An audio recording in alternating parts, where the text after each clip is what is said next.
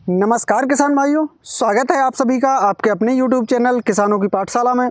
किसान भाइयों, अगर आप भी गर्मी के मौसम में मूंग की खेती करना चाहते हैं या फिर आपने मूंग की बुआई कर दी है तो यह वीडियो आपके लिए बहुत ही अच्छा और महत्वपूर्ण रहने वाला है। तो वीडियो को लास्ट तक बिना स्किप किए हुए ज़रूर देखें।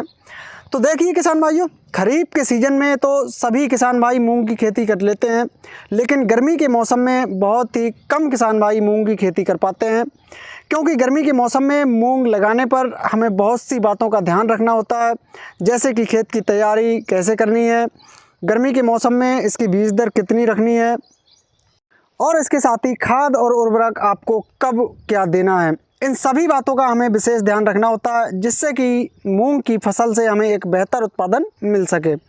तो आज की इस वीडियो में हम आपको बताने वाले हैं कि आप गर्मी के मौसम में मूंग की किन उन्नत किस्मों को लगा सकते हैं, खाद एवं उर्वरक के साथ और भी पूरी जानकारी आपको देने वाले हैं।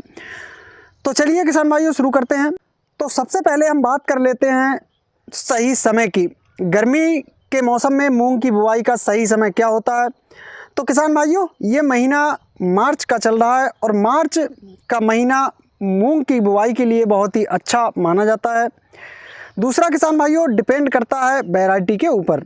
अगर वैरायटी पर जो उचित समय लिखा होता है वो समय आपके लिए सबसे अच्छा रहता है। अब हम बात करते हैं खाद एवं उर्वरक की। आपको कौन कौन सा खाद देना है? तो देखिए किसान भाइयों, मूंग एक दलहन वर्गीय फसल है और दलहन वर्गीय फसलों की हम बात करें तो नाइट्रोजन की बहुत कम आवश्यकता होती है इन फसलों को, तो इसमें आपको नाइट्रोजन की मात्रा कम रखनी है। तो मूंग की फसल में आपको 30 किलोग्राम नाइट्रोजन देना है, जिसको भी आपको दो भागों में देना है, एक तो बुवाई के समय और दूसरा पानी के समय। यानी कि 15 किलोग्राम नाइट्रोजन आपको बुवाई के समय डालनी है और बाकी की बची 15 किलोग्राम नाइट्रोजन आपको पानी के समय मूंग की फसल में लगानी है। किसान भाइयों, साथ ही आपको फास्फोरस और पोटास की भी बुवाई के समय ही मात्रा उपयोग करनी है। यानी कि फास्फोरस और पोटास को भी आपको मूंग की फसल की बुवाई के समय ही आपको लगाना है।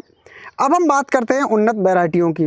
तो आप इसमें सबसे पहले नंबर पर लगा सकते हैं अभिमन्यु की प्रथमा वैरायटी।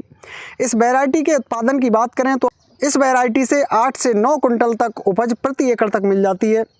इस वैरायटी की जो फलियां होती हैं वो एक गुच्छेनुमा रूप में लगती हैं, जिससे कि आपको इस वैरायटी से एक अच्छा उत्पादन मिल जाता है। वहीं दूसरी वैरायटी है किसान भाइयों नवरत्न की PDM 139। यह वैरायटी भी एक बहुत ही अच्छा उत्पादन देने वाली वैरायटी है। तो आप बताई गई दोनों वैरायटियों के अलावा आपके क्षेत्र में जो प्रचलित वैरायटियां हैं जिनका उत्पादन ज़्यादा रहता हो, आप ऐसी वैरायटियों को भी लगा सकते हैं, जिससे कि आपको एक अच्छा उत्पादन मिल सके। किसान भाइयों, आप इन बातों का ध्यान अपनी मूंग की खेती करते समय रखते हैं तो आप अपनी मूंग की फसल से एक अच्छा और एक बेहतर उत्पादन प्राप्त कर सकते हैं। किसान भाइयों, जानकारी पसंद आई हो तो वीडियो को लाइक एवं शेयर करें।